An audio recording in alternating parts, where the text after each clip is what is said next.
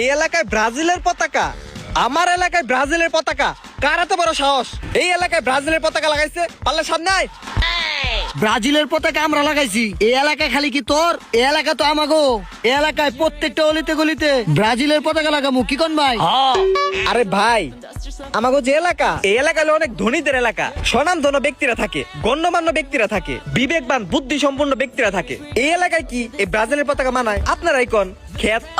কি বুকা কি এই এলাকায় খালি ব্রাজিলের পতাকা থাকবো? ঠিক আছে, তুই যে বাল মনে হয় বাল ছিড়িস যা।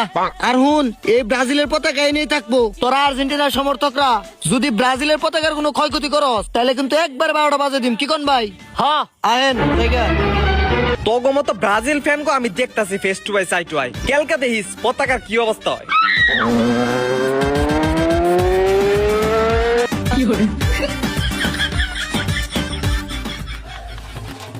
কি রে, ব্রাজিলের পতাকার নিচে 7 আপ লাগাছে কেরা? কার এত বড় সাহস? কি হয়েছে ব্রাজিল ফ্যানরা? 7 আপের বোতল পতাকার নিচে আমি লাগাইছি কেন? কি হয়েছে ভাইয়া? কি হয়েছে মানে? তুই আমাকে ব্রাজিলের পতাকার নিচে 7 আপের বোতল ঝুলাইছস? তুই তো আমাকে অপমান করলি রে। আপনারা ভুল বুঝেন কে ভাই?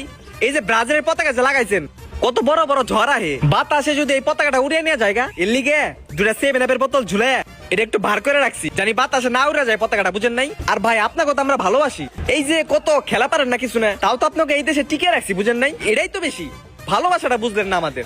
So sad you man. হালাই কে আবরু আমাকে অপমান করে তো গেল নাকি রে?